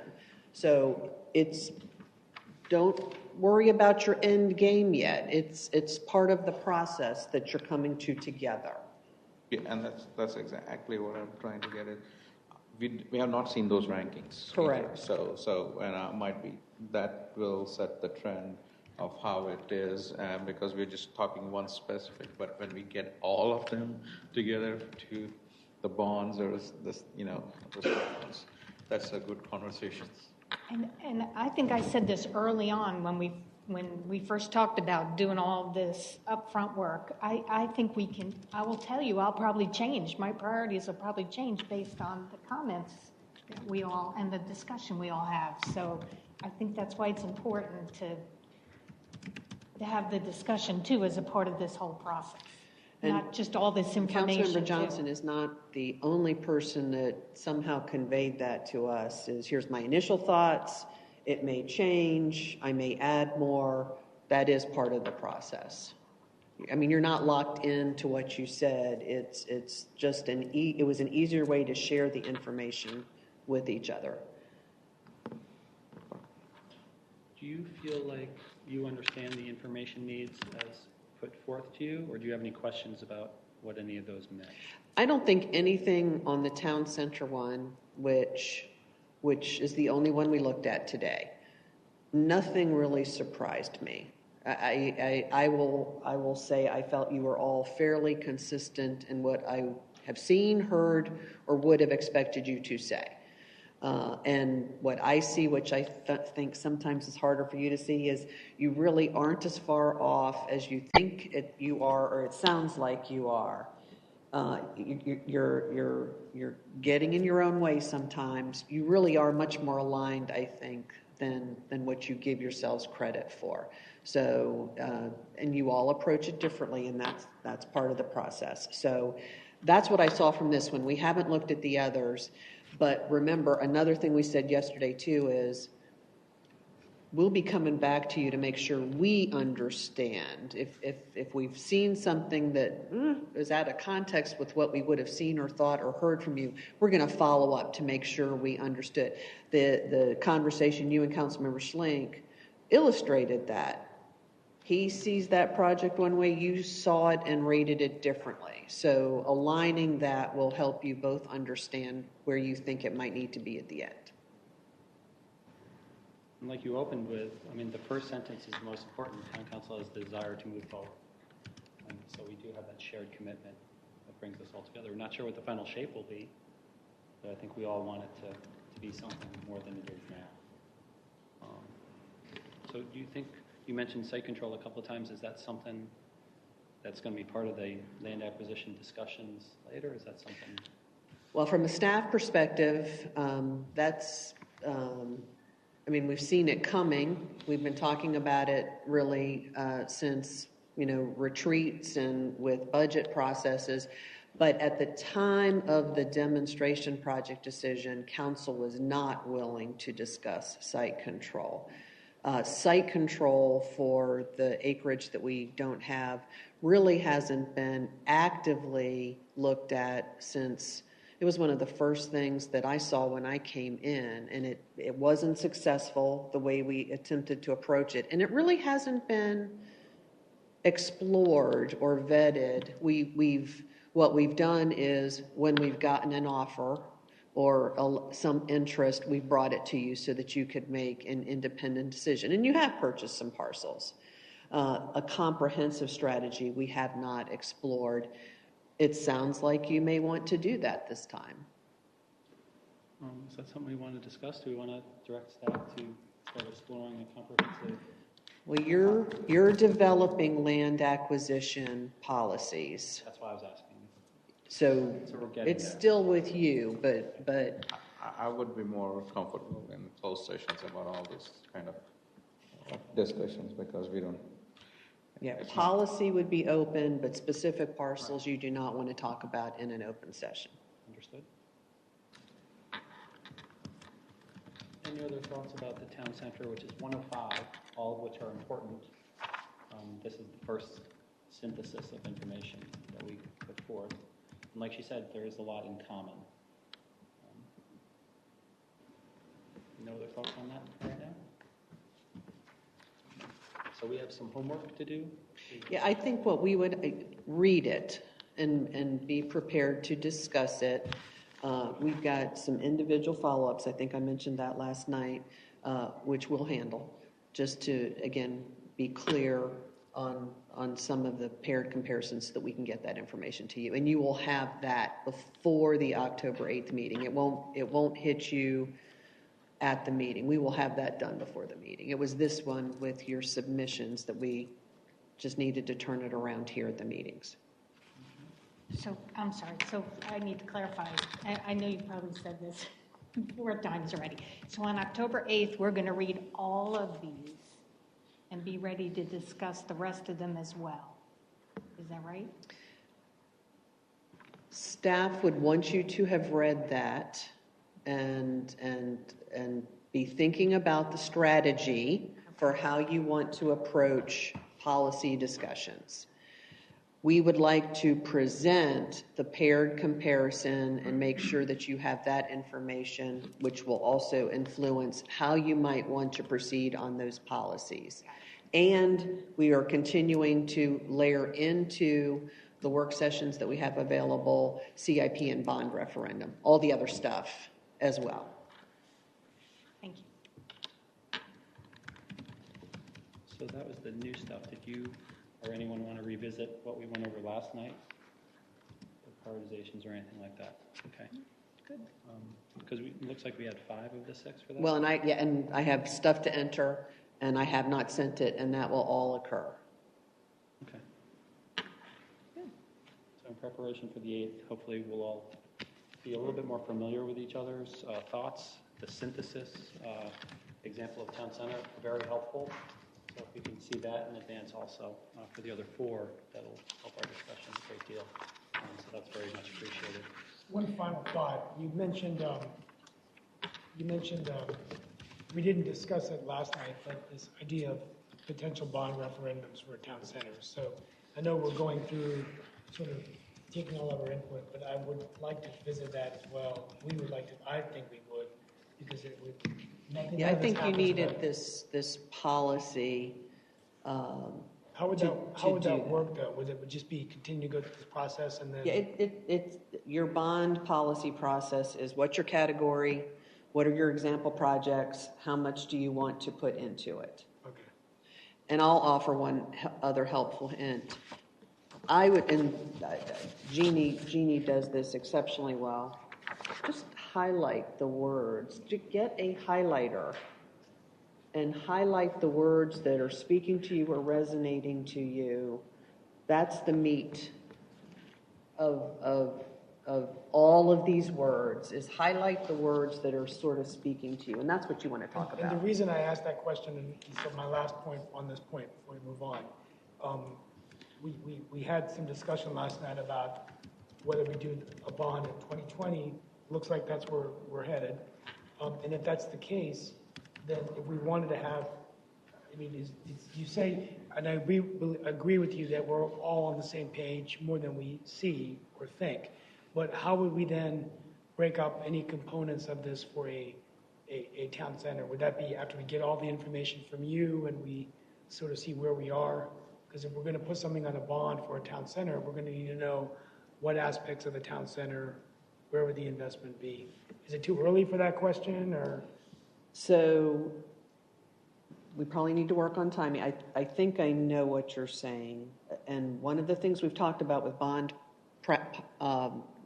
projects is, you know, sometimes you still have to do them. So it's that commitment. You're going to do it, whether it's a bond project or you would have to finance it somewhere else. Is that's just part of the discussion that you have to have. And that's why the financing is an important part of that discussion. But it's also something that we can talk with Eric about. Okay. Is bond referendum has really not been a part of the package with DFI or the timing. And remembering there's all kinds of other timelines associated with bonds, with LGC, and the communication. It's probably much easier to communicate about a road project than town center. So we would have to figure out these communication strategies. That's my worry, because you don't want to lose the overall big picture of a bond when we put one component and people are passionate about it. All right. Thank you. That clarifies it for me. Yeah, I'm thinking it would be problematic to have a town center bond, but the other bonds will probably have components that can be used. Yeah, maybe more general. That's what I'm thinking, like the parking, site acquisition, green space. Yeah. Or even a recreation center. Or a recreation center, or municipal building. Some municipal building. Something that would help make that investment, but not categorizing it. Okay. Good. Any other questions or thoughts about last night's stuff or tonight's? Okay. Good. So, do we have any other comments from council or staff before we go into closed session? This time I'd ask for a motion to enter into closed session. Pursuant to North Carolina Statute 143.T18.11A6, I move that we go into closed session for the discussion of a personnel matter, i.e. town center goals. Town manager goals. Sorry, town manager goals. It's been a long day. Town manager goals. How does that fit in there? Having enough nights. Do we have a second? I'll second. Okay. All those in favor, please say aye. Aye. All opposed? Okay, that passed 5-0 unanimously. It is 8:10. We're in closed session. Why don't we take a quick 10-minute break? Come back at 8:20. Good. This time, pleasure to read on behalf of the council a proclamation recognizing September as National Preparedness Month. Whereas the town of Morrisville reminds citizens that preparing ourselves to meet the unknown challenges of tomorrow is a duty we all share, and whereas community members should realize most homeowners and renters insurance does not cover flood damage, learn more about flood insurance. Be prepared for a power outage by having enough food, water, and medicine for at least 72 hours. Maintain savings to be prepared for the unexpected. And whereas Morrisville residents should learn about the hazards most likely to impact them and the appropriate responses, teach children what to do in an emergency if they're at home or away from home, take classes in life-saving skills or in emergency response, and check their insurance coverage, especially flood. And whereas Morrisville businesses should prepare their employees, develop a business continuity plan, and engage in community-level planning to help ensure our communities and private sector remain strong when faced with an emergency. And whereas Morrisville residents should be prepared, not scared, Therefore, I, TJ Cawley, Mayor of Morrisville, do hereby proclaim the month of September 2019 National Preparedness Month throughout this town, and I urge all the people of Morrisville to create a disaster preparedness plan for their home or business continuity plan for their business and to participate in disaster preparedness programs such as the Town of Morrisville Community Emergency Response Team, adopted this 24th day of September 2019. So thank you very much, and thank you very much for staff for bringing that forth and helping our community be prepared at all times, and for supporting the CERT team as well. Good evening. I call this September 10th meeting of the Morrisville Town Council, September 24th meeting of the Morrisville Town Council to order. Thank you to those here in person with us tonight, those watching via live stream, and those who are watching the recording of this meeting. Sergeant Penland has been a law enforcement officer for 18 years and is currently assigned to Uniform Patrol. He is our Sergeant at Arms. I'd like to pass to Councilmember Rao in regards to the invitation. Thank you, Mayor. On September 12th of this year, there was a historic first that took place in North Carolina where Mother Sharma, who is a Hindu chaplain at Duke University, at the invitation of North Carolina State Senator Jay Children, opened up the Senate session in a Hindu prayer. So I wanted this evening for Dr. Sharma, she's also just received her PhD from Duke, congratulations, to come and deliver the same invocation that she delivered to our North Carolina State Senate in the great state of North Carolina. Thank you for being here, and now we will have our invocation.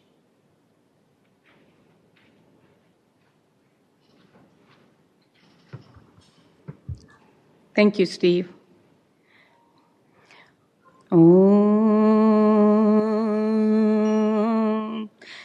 Om Sehna Bhavatu Sehnau Bhunaktu Sahaviryam Karvavahe Om Tejasvinavadistamastu Ma Vidvishavahe Om Shanti Shanti Shanti.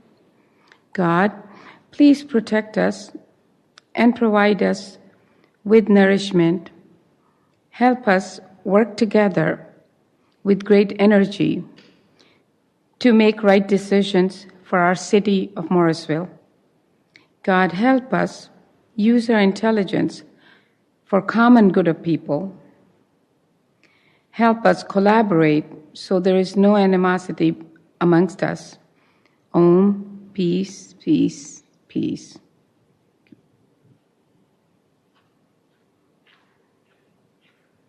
Thank you so much. It was beautiful. All who are able, please stand and join in reciting the Pledge of Allegiance.